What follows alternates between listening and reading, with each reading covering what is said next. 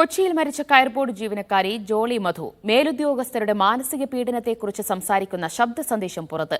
ചികിത്സയിലിരിക്കെ ജോളി എഴുതിയ കത്തും പുറത്തുവന്നു. കയർബോർഡിനെതിരെ ആരോപണവുമായി മറ്റൊരു ജീവനക്കാരന്റെ കുടുംബവും രംഗത്തെത്തി.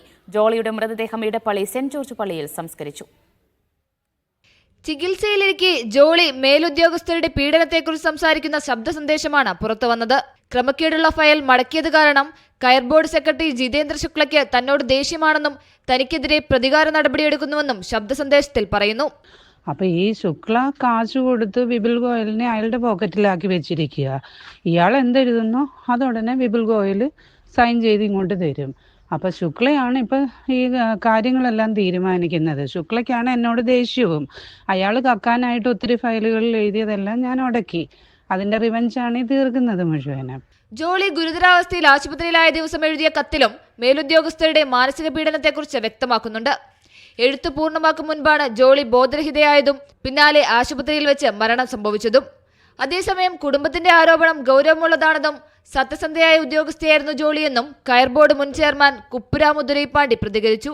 This should not happen to anyone, anybody those who are working in the government.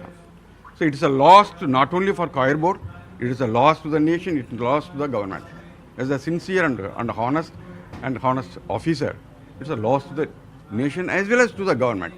തലയിലെ ആന്തരിക രക്തസ്രാവം മൂലം തിങ്കളാഴ്ചയാണ് ജോളി മരിക്കുന്നത്. ജോളിയുടെ മരണത്തിന് പിന്നിൽ കയർബോർഡിലെ മാനസിക പീഡനമാണെന്നാരോപിച്ച് കുടുംബം നൽകിയ പരാതിയിൽ അന്വേഷണം തുടരുകയാണ്.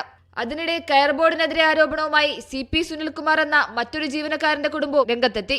രോഗിയായ അച്ഛനെ മെഡിക്കൽ റിപ്പോർട്ട് പരിഗണിക്കാതെ പശ്ചിമ ബംഗാളിലേക്ക് സ്ഥലം മാറ്റിയെന്നും മെഡിക്കൽ ലീവിനുള്ള വേതനം നൽകിയില്ലെന്നുമാണ് ആരോപണം. മെഡിക്കൽ റിപ്പോർട്ട് വന്നപ്പോൾ അച്ഛന് അനുകൂലമായിട്ട് ഈ പറഞ്ഞ മെഡിക്കൽ ഹിസ്റ്ററിയും സ്ട്രോക്കിൻ്റെയും എല്ലാ പരിപാടികളും എല്ലാം പറഞ്ഞ് എല്ലാം ക്ലിയറാക്കി ഒരു റിപ്പോർട്ട് വന്ന് ആ റിപ്പോർട്ട് കൊടുത്തു കഴിഞ്ഞപ്പോൾ ഇപ്പോൾ പറയണത് അതിനെ റീ എക്സാമിൻ ചെയ്യണം. അപ്പോൾ ഇതെന്താണെന്ന് വെച്ച് കഴിഞ്ഞാൽ അവർക്ക് അനുകൂലമായിട്ട് ഒരു റിപ്പോർട്ട് കിട്ടണ വരെ അവരിങ്ങനെ നമ്മളിട്ട് നടത്തിക്കൊണ്ടിരിക്കുക.